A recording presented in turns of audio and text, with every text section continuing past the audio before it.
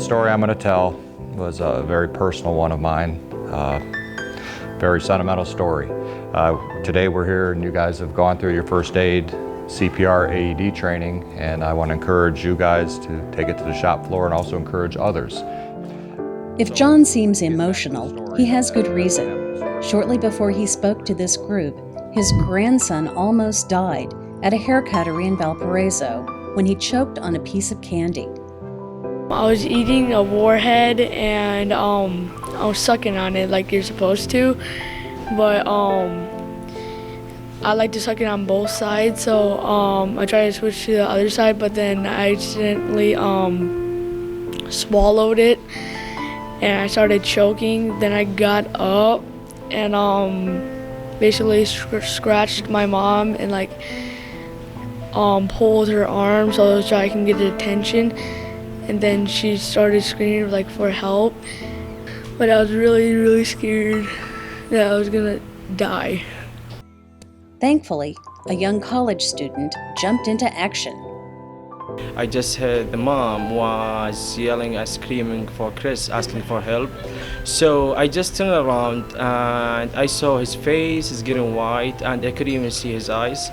So she's been screaming for help and everybody was scared to get to help that kid.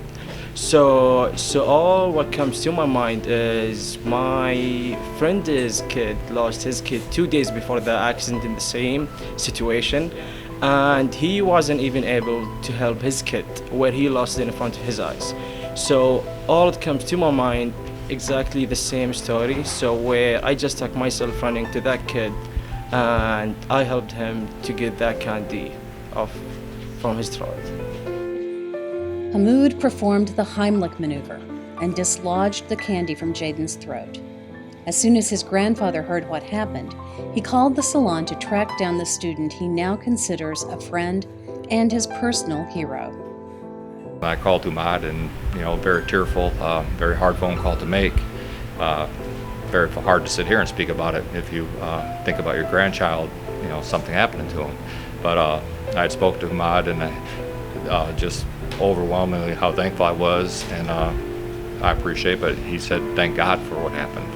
And of course I did, and we had quite a bit of conversation, and the two things he asked me was thank God and pray for him.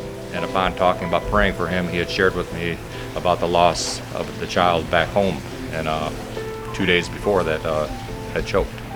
So I would say it was a very emotional conversation, but I was very overwhelmed, so it was hard really to communicate. I had a hard time hearing. I'm not gonna lie, very tearful, but also very grateful, and forever indebted, and I feel a great friendship has started. So we have expression or saying back home is whenever you give life for someone, it's exactly like you're giving the life for everybody in this earth. So what I felt is I didn't even feel that much proud as I felt happy for that mom seeing her kid is again alive and he's feeling so good. I think it is really important now that everyone, get trained in, CPR or the Heimlich maneuver, because you never know when that'll come in hand. If you have daughters or sons or son-in-laws, daughter-in-laws at home, please, by all means, get them trained. If you have children and you need to know this training.